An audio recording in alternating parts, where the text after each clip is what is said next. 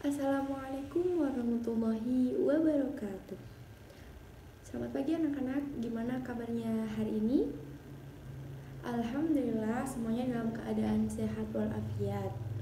Kabar ibu baik, alhamdulillah. Sebelum kita mulai pembelajaran pada pagi hari ini, marilah kita berdoa kepada Allah Subhanahu wa taala supaya dalam menerima ilmu nanti kita akan mendapatkan rahmat dan barakah. Al-Fatihah.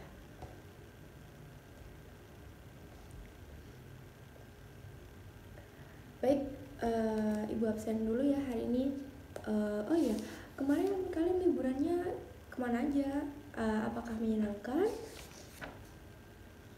Oke, ibu absen. Kemudian kalian menceritakan pengalaman apa selama kalian liburan, gitu ya?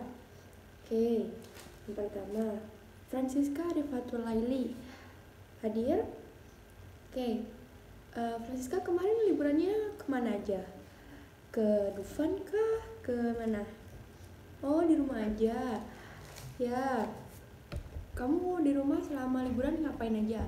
Nonton kartun doang atau ngapain? Bagus. Ketika kita liburan di rumah, menghabiskan waktunya untuk belajar hal-hal lain di luar pembelajaran di sekolah. Kemudian Salma Khairunisa Wildayati, kemarin liburannya kemana Salma? Oh, Salma ke Malang. Ngapain Salma ke Malang? Oke, tapi tetap mematuhi protokol kesehatan ya Salma. Baik, kemudian Nurul Masruroh apakah ada? Dia, Nurul liburannya kemana Nurul? Seperti Francisca ya, di rumah aja. Ya, membantu orang tua itu juga merupakan perbuatan yang baik, perbuatan yang dapat mendatangkan pahala untuk kita. Kemudian ada Nabila Aulia. Ada? Oh, ada. Nabila liburannya kemana Nabila? Oh, Masya Allah, Nabila ikut mengaji kilatan ya teman-teman. Hal ini juga baik buat diri Nabila, karena kan Nabila juga mendapatkan ilmu dari ngaji tersebut. Oke? Nah, anak-anak, hari ini kita akan belajar tentang benua. Nanti kita itu akan mengetahui luas dan letak dari benua yang ada di dunia. Tepatnya itu kita akan membahas tentang benua Asia dan Indonesia. Kemudian nanti kalian ini bisa mengurutkan benua dari yang paling besar ke paling kecil. Nah, kemudian nanti kalian juga akan mengetahui kondisi alam, kemudian iklim, flora dan faunanya, geologi, tata air, dan sebagainya tentang benua Asia. Nah, anak-anak, kalian tahu nggak sih apa itu tata surya? Nah, coba contohin di tata surya itu ada apa aja? Ya, ada matahari, terus Neptunus, bumi, terus Jupiter, Uranus. Ada apa lagi? Ya, benar sekali. Nah, kalau yang kita pijak saat ini tuh namanya planet apa? Planet bumi. Nah, yang kita pijak sekarang ini merupakan planet satu-satunya yang bisa dihuni oleh makhluk hidup. Jadi di bumi itu nggak cuma ada manusia, tetapi juga ada makhluk hidup yang lain. Dan itu nggak cuma ratusan, tetapi jutaan makhluk hidup lain ada di bumi ini hidup berdampingan dengan manusia. Contohnya makhluk hidup lain selain manusia apa? Hewan, kemudian tumbuhan, dan lain-lain. Nah, bumi tempat kita berpijak ini seperti yang ibu katakan merupakan satu-satunya planet di dalam tata surya yang bisa dihuni oleh makhluk hidup. Kenapa? Karena di bumi itu terlindungi oleh lapisan yang namanya atmosfer. Nah, atmosfer ini melindungi kulit kita dari sinar matahari. Sinar matahari itu kan panas ya. Nah, bayangin kalau di bumi ini nggak ada lapisan atmosfer, pasti kita akan terbakar. Kemudian di bumi ini merupakan satu-satunya planet yang kadar oksigennya itu mencukupi. Kemudian selain itu ada lagi yang tahu kenapa? Benar, karena di bumi ini terdapat banyak air yang bisa digunakan makhluk hidup untuk melanjutkan kehidupannya. Nah, tapi ada yang tahu nggak sih kalau dulunya itu bumi itu merupakan planet yang mati? Tahu nggak? Ya, jadi ini ada hadisnya, bukan hadis, lebih tepatnya ayatnya. Ada di surat An-Nahl ayat 65, yang artinya itu Allah itu menurunkan air hujan untuk menghidupkan bumi yang mati. Seperti itu kira-kira. Nah, 70% ini kan bumi kan bulat nih. Bumi itu bulat tapi bulat gak sempurna. Nah, seperti yang kalian lihat di gambar, nah ini kan bumi itu kan lebih banyak bagian yang berwarna biru daripada bagian yang berwarna hijau. Artinya 71% bumi, permukaan bumi itu merupakan berupa perairan, sedangkan 29% lainnya itu berupa daratan. Jadi yang bisa dihuni oleh makhluk hidup seperti manusia yang membutuhkan oksigen untuk bernafas dan tidak bisa hidup dalam air itu hanya 29%. Dan 29% itu merupakan daratan. Nah, tahu nggak sih dinamakan apa daratan yang sangat luas? Ada yang tahu? Ya, dataran tinggi. Sama? Oke, jadi ada yang mau jawab lagi? Ya, Siska, gimana? Benar. Jadi daratan yang sangat luas, wilayah bumi yang berupa daratan yang sangat luas itu dinamakan benua. Nah, gue akan memperlihatkan kalian sebuah video di mana dalam video tersebut terdapat proses bagaimana benua yang kita pijak saat ini tuh dibentuk. Diperhatikan dengan baik ya, karena setelah itu akan kita diskusikan bersama-sama.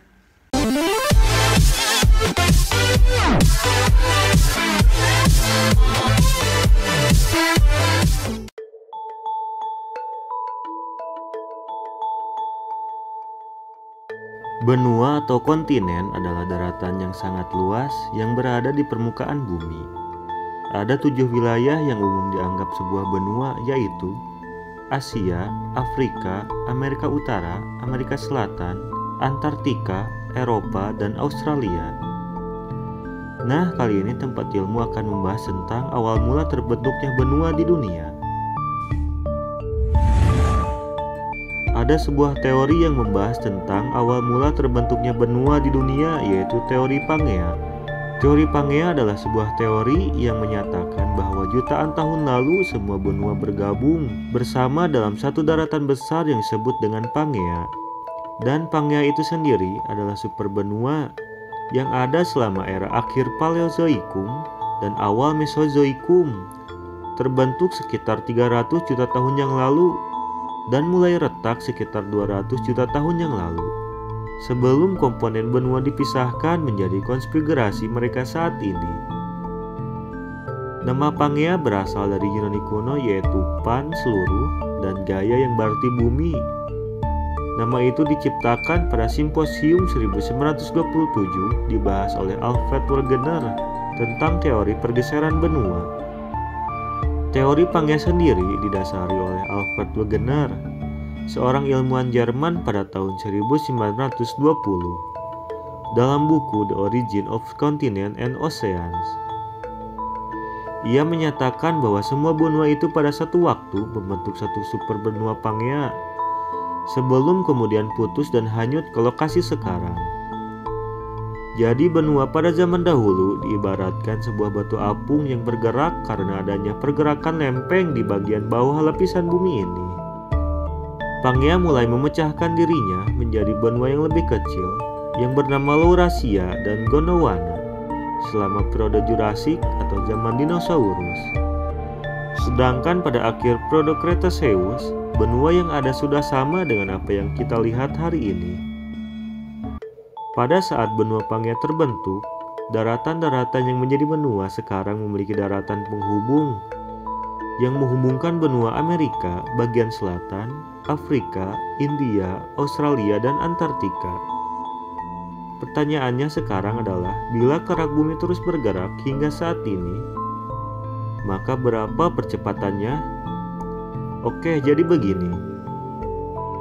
Benua yang kita diami sekarang ini bergerak sangat lambat dan tidak bisa dirasakan oleh kita yang berdiri di atasnya. Pergerakan lempeng-lempeng benua ini tiap tahunnya mencapai 1,5 inci per tahun, bahkan lebih lambat dari pertumbuhan kuku jari tangan kita tiap tahunnya. Dan dengan ini jelas dibutuhkan berjuta-juta tahun bagi daratan benua itu untuk bergerak berjauhan dan membentuk benua yang ada sekarang.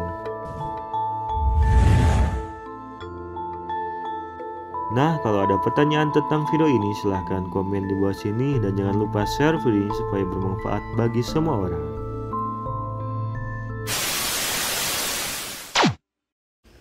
Sudah menonton videonya anak-anak? Nah, jadi kita diskusikan ya. Dari video tersebut, apa yang bisa kalian tangkap? Benar, proses terbentuknya benua. Ya, Nurul? Ya, dulu benua itu merupakan satu kesatuan yang dinamakan Pangea. Kemudian pecah menjadi dua, yaitu Gondwana dan Laurasia. Kemudian pintar sekali, hingga saat ini terdapat berapa benua di dunia? Ya, terdapat 7. Terdapat berapa? Ya, di dunia ini terdapat 5 benua. Yang pertama yaitu benua Asia, terus Afrika, terus ya Amerika, kemudian Eropa, kemudian Australia. Nah, siapa nih yang bisa mengurutkan ke depan, menuliskan benua dari yang paling besar ke paling kecil? Nah, nanti ibu kasih hadiah. Ayo, siapa yang bisa silahkan. Oke, Nurul silahkan menuliskan ke depan. Oke, nggak apa-apa, jangan takut salah, karena kita masih belajar.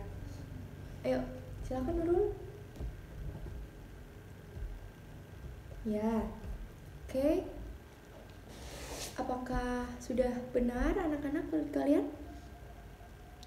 Ya, benar sekali jawaban dari Nurul. Benua yang paling luas adalah benua Asia. Selanjutnya adalah benua Amerika. Kemudian ada benua Afrika. Benua yang keempat paling luas Eropa. Yang terakhir yaitu benua Australia yang merupakan benua paling kecil. Nah, setelah melihat video tersebut, apa sih itu benua anak-anak? Masih ingat? Ya, benua adalah hamparan daratan yang sangat luas yang pada bagian tengahnya itu bersifat kering karena tidak mendapatkan pengaruh dari air laut yang basah dan lembab. Nah, menurut pembentukannya seperti yang ada di video tadi itu, awalnya permukaan bumi ini jadi satu, kemudian terpecah-pecah dan karena mengalami pergeseran dan perubahan bentuk.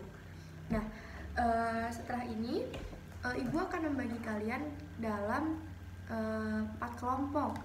Siska dengan Sultan, Salma dengan Bayu, kemudian Nurul dengan Hirnanda, dan Lala dengan Dikin.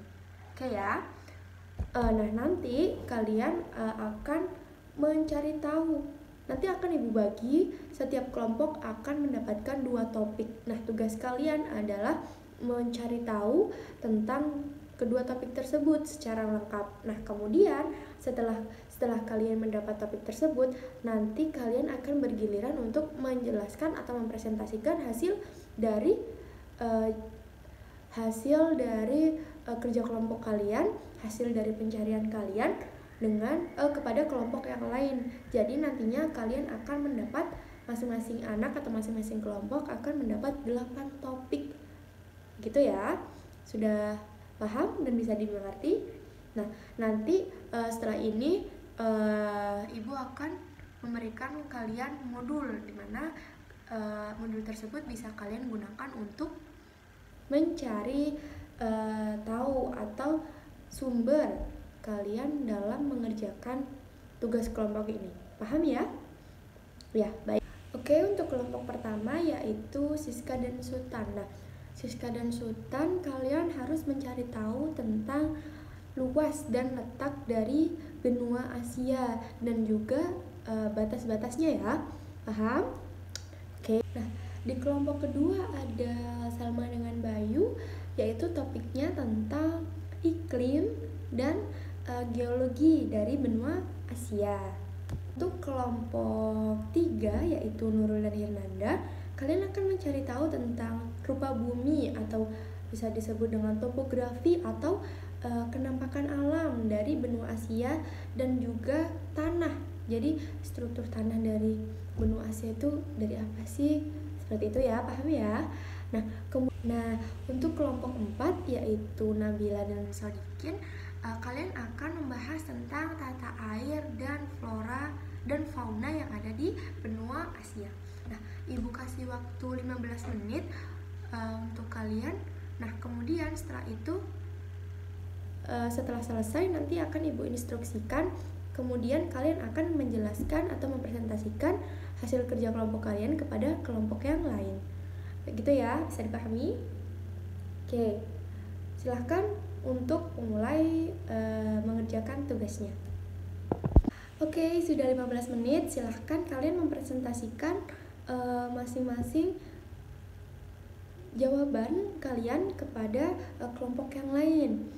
Mungkin bisa dimulai dari kelompok 1 ke kelompok 2, kemudian kelompok 2 ke kelompok 3, kelompok 3 ke kelompok 4. Perwakilannya 1 orang aja ya, yang 1 orang tetap di tempat. Oke, mungkin bisa dimulai dari kelompok 1 ke kelompok 2, kemudian kelompok 2 ke kelompok 3, kelompok 3 ke kelompok 4, dan kelompok 4 ke kelompok 1. Nah, yang mempresentasikan hanya 1 orang, sedangkan yang 1 orang ada di tempat untuk notulen. Nah, kemudian nanti kalian bisa bergantian dengan temannya, gitu ya. Oke, silakan dimulai presentasinya. Sudah semua anak-anak? Oke, mari kita bahas sama-sama ya. Nah, yang pertama tentang letak dari benua Asia. Ayo, di mana letak dari benua Asia? Ya. Kemudian batas-batas dari benua Asia, siapa yang mau menjawab? Oke, silakan. Untuk luas, siapa yang ingin menjawab luas benua Asia? Ya, silakan. Silakan Siska.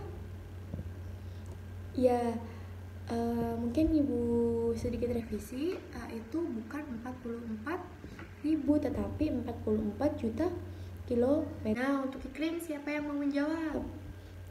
Ya, silakan Salma. Nah, tadi punya Salma dan Bayu hanya sampai pada iklim dingin. Nah, tambahannya di dunia ini iklim yang ada di Asia itu ada iklim darat. Nah, iklim darat ini biasanya kita jumpai di gurun-gurun.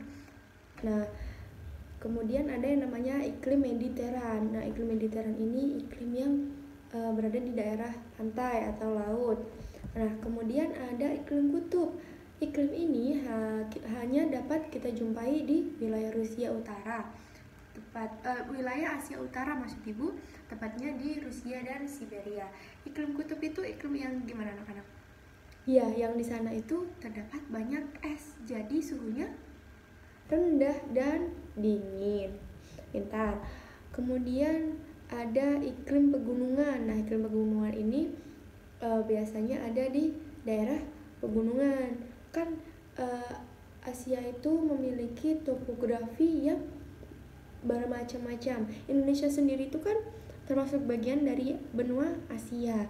Nah, Indonesia itu mendapat julukan apa, anak-anak? Benar, Indonesia itu mendapat julukan Ring of Fire, di mana di Indonesia itu masih terdapat banyak gunung api yang masih aktif. Nah, anak-anak, untuk yang lainnya sepertinya Ibu anggap kalian sudah paham, karena tadi Ibu lihat saat Ibu berkeliling dan kalian sedang presentasi, jawaban kalian itu mantap. Jawaban kalian itu sudah hampir benar semuanya. Jadi kita langsung masuk ke bab selanjutnya, yaitu tentang potensi alam yang dimiliki oleh Indonesia. Nah, yang pertama ada hutan. Kalian tahu nggak sih hutan itu apa? Hutan itu, benar, hutan itu merupakan lahan yang sangat luas yang banyak tumbuh-tumbuhan di dalamnya, kayak pohon-pohon. Tidak hanya tumbuhan, tetapi ada makhluk hidup lain seperti jamur, kemudian ada fauna dan sebagainya. Nah, Indonesia ini memiliki hutan yang sangat luas yang terbentang dari Sabang hingga Merauke. Nah, luasnya ini sekitar 99 juta hektar. Nah, hutan ini disebut juga sebagai paru-paru dunia karena besarnya oksigen yang dihasilkan oleh tumbuh-tumbuhan yang di dalamnya. Nah, tumbuh-tumbuhan itu kan menyerap karbon dioksida, kemudian menghasilkan oksigen atau CO2. Itu sebabnya kita kalau di bawah pohon atau berada di daerah yang banyak pohon, itu kan kita akan merasa sejuk dan udaranya akan lebih segar. Kalian pernah ke hutan kota yang di Malabar itu? Nah, coba kapan-kapan kalian kalau hari libur, nah kalian main ke situ, kemudian bedakan udara yang ada di dalam hutan kota tersebut dengan udara yang ada di luar kota. Maksudnya itu di luar hutan tersebut ya, hutan kota tersebut, bukan di luar kota. Nah,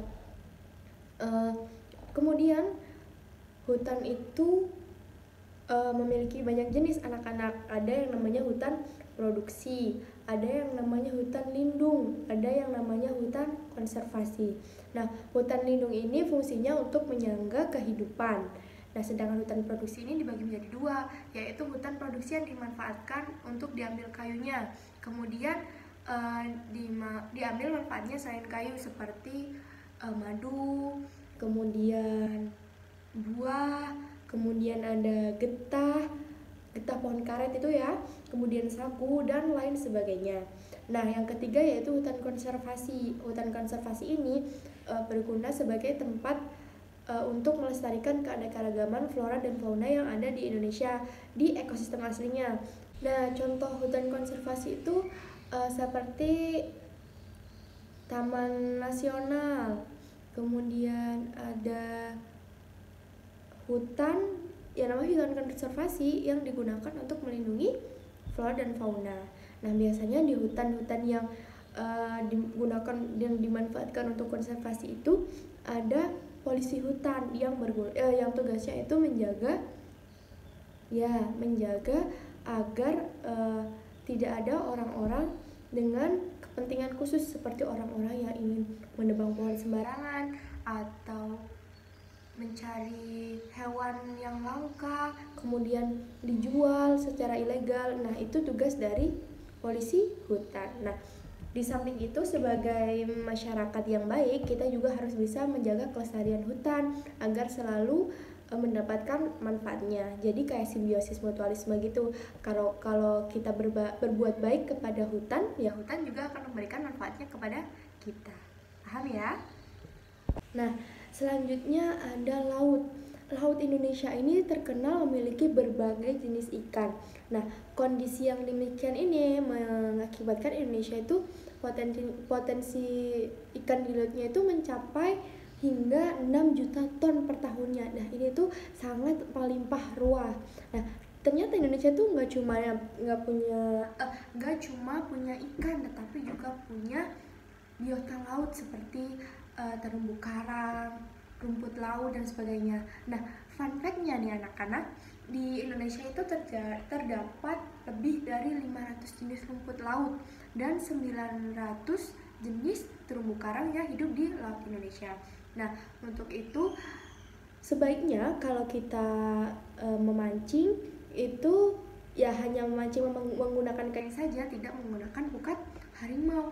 Karena apa? Karena perbuatan yang demikian itu dapat merusak biota laut.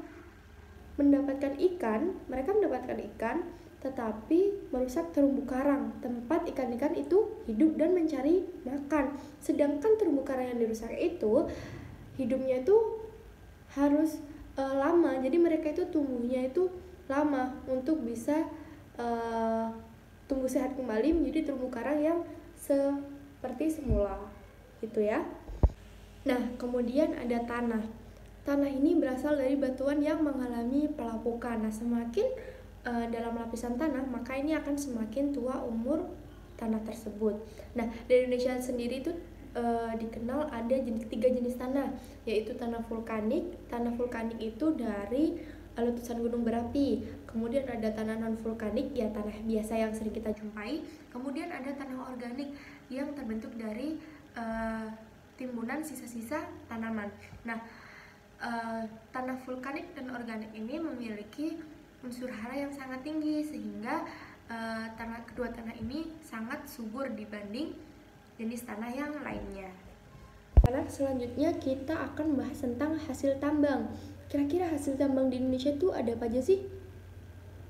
Iya, ada minyak bumi, ada gas alam, batu bara, biji, emas, dan sebagainya. Nah, kita akan membahas 3 top 3 ya, top 3 hasil tambang terbanyak di Indonesia, atau paling besar. Yang pertama ada minyak bumi. Nah, Indonesia ini dikenal dengan minyak buminya yang digunakan dapat dimanfaatkan sebagai bahan bakar pembangkit listrik. Kemudian ada gas alam. Nah, Indonesia ini memiliki cadangan gas alam yang masih sangat banyak, ya ini sekitar 2,8 meter kubik. Kalian bisa bayangin 2,8 triliun meter kubik itu segimana? Nggak sama, ibu juga nggak tahu 2,8 triliun meter kubik itu sebanyak apa. Nah, nanti mungkin bisa kita cari tahu ya sama-sama. Nah, kemudian ada batu bara. Batu bara ini banyak dijumpai di mana? Ya, di daerah Kalimantan, Sumatera, dan sebagainya. Nah, batu bara ini sama seperti minyak bumi. Batu bara ini juga dimanfaatkan dalam sektor pembangkit listrik. Nah, anak-anak, kalian tahu lagunya Kos Plus yang kolam susu? Ya, mari kita nyanyikan lagu ini bersama-sama ya. 1, 2, 3. Bukan lautan, hanya kolam susu, kail dan jala cukup menghidupimu. Tiada badai, tiada topan kau temui, ikan dan udang menghampiri dirimu. Orang bilang tanah kita tanah surga, tongkat kayu dan bambu jadi tanaman. Orang bilang tanah kita tanah surga, tongkat kayu dan bambu jadi tanaman. Yeay! Pesan apa sih anak-anak yang dapat kita peroleh dari lagu kolam susu tersebut? Ada yang bisa menjelaskan? Iya, bagus sekali. Lagu ini emang liriknya sederhana tapi sangat menggambarkan Indonesia. Seperti itu ya. Nah, sebelum Ibu akhiri pembelajaran pada pagi hari ini, Ibu pengen tahu hari ini kita udah belajar apa aja sih? Siapa yang mau mereview atau menjelaskan kembali, oh hari ini tuh kita belajar tentang benua. Di benua itu kita tadi belajar apa aja sih? Belajar luasnya kah? Belajar iklimnya kah? Atau seperti apa? Siapa yang mau jawab? Ya, Francisca silakan. Bagus sekali Francisca. Sangat sangat jelas dan nuntut. Apa ada lagi yang mau menjelaskan? Ya, silakan Nabila. Bagus jawaban dari Nabila dan Francisca. Anak-anak ibu memang anak-anak yang hebat. Jadi hari ini kita belajar tentang benua Asia dan benua Asia aja sama Indonesia.